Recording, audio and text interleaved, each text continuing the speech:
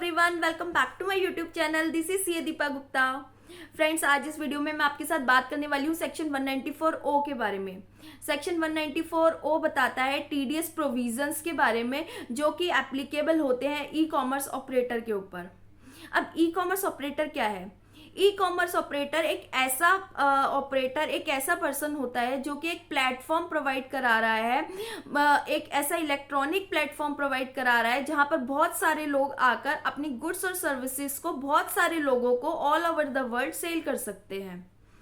सो e commerce operator हो गया जो कि उस प्लेटफॉर्म को मैनेज कर रहा है, ऑपरेट कर रहा है।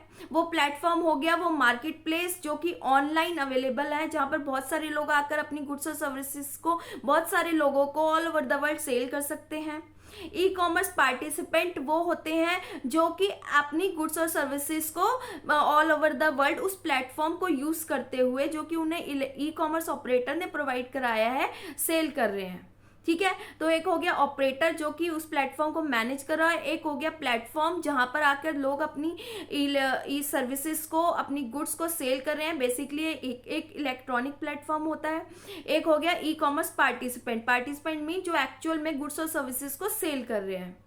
तो सेक्शन 194 ओ कहता है कि जो ई कॉमर्स ऑपरेटर है वो ई कॉमर्स पार्टिसिपेंट्स को during the financial year in consideration of goods, sale of goods और सर्विसेज, अगर एक फाइनेंशियल ईयर में वो 5 लाख से ज्यादा की पेमेंट ई कॉमर्स पार्टिसिपेंट्स को कर रहा है तो उस केस में उसे जो है 1% के हिसाब से टीडीएस काटना होगा। मीन्स अगर ई कॉमर्स पार्टिसिपेंट ने एक फाइनेंशियल ईयर में 5 लाख से ज्यादा की सेल ऑफ गुड्स और या फिर सर्विसेज सप्लाई कर दी उस ई कॉमर्स प्लेटफॉर्म को यूज करते हुए, तो ई कॉमर्स ऑपरेटर की लायबिलिटी बन जाएगी कि वो 1% के हिसाब से टीडीएस काट कर पेमेंट करेगा ई कॉमर्स पार्टिसिपेंट्स को। फ्रेंड्स, बेसिकली ये सेक्शन लाया क्यों गया था? ये सेक्शन पहले तो देखते हैं लाया कब गया था। ये सेक्शन जो है फाइनेंस एक्ट 2020 में इंट्रोड्यूस किया गया था एंड ये एप्लीकेबल हुआ था 1 अक्टूबर 2020 से। ये सेक्शन बेसिकली लाने का पर्पस ये था कि बहुत सारी ट्रांजैक्शंस थी जो कि ई कॉमर्स प्लेटफॉर्म के थ्रू हो रही थी, डिजिटली हो रही थी, बट वो जो है कहीं भी टैक्स के दायरे में नहीं आ रही थी। गवर्नमेंट को उसके बारे में इंफॉर्मेशन नहीं मिल रही थी बिकॉज जो ई कॉमर्स पार्टिसिपेंट से, मतलब जो लोग थे जो ई कॉमर्स प्लेटफॉर्म के थ्रू अपनी गुड्स और सर्विसेज को सेल कर रहे थे, वो अपनी ITR ही फाइल नहीं करते थे और गवर्नमेंट को उसका डेटा डिस्क्लोज नहीं कर रहे थे, जिससे कि गवर्नमेंट को जो है कहीं ना कहीं इसमें टैक्स इवेजन के चांसेस जो है वो लग रहे थे। तो इसीलिए गवर्नमेंट ने 5 लाख की लिमिट सेट कर दी कि अगर 5 लाख से कम तक की ट्रांजैक्शन है तब तो कोई इश्यू नहीं है, कोई टीडीएस नहीं कटेगा। लेकिन 5 लाख को जैसे ही ट्रांजैक्शन क्रॉस करेगी तो उस केस में 1% के हिसाब से ई कॉमर्स ऑपरेटर को कह दिया गया कि आप टीडीएस काट के पेमेंट करोगे। ऑल्दो 5 लाख की ट्रांजैक्शन ज्यादा नहीं है, 5 लाख तक तो टैक्स भी, 5 लाख तक की इनकम पे टैक्स भी नहीं लगता। और ये तो 5 लाख की सिर्फ सेल की ट्रांजैक्शन है, इसमें नेट प्रॉफिट हो सकता है इसमें कम हो नेट प्रॉफिट।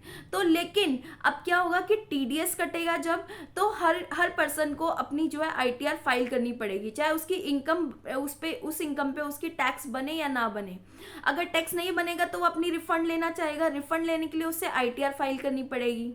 और अगर टैक्स बनता है तो गवर्नमेंट को ये फायदा है कि गवर्नमेंट के पास ऑलरेडी जो है वो टैक्स चला गया है। अगर पर्सन नहीं भी ITR फाइल करता तो गवर्नमेंट को कोई टैक्स का लॉस नहीं है। इसी चीज को जो है कवर करने के लिए गवर्नमेंट ने सेक्शन को इंट्रोड्यूस किया, क्योंकि कहीं ना कहीं उन्हें लग रहा था कि यहाँ से एक बहुत बड़ा टैक्स इवेजन जो है वो हो रहा है।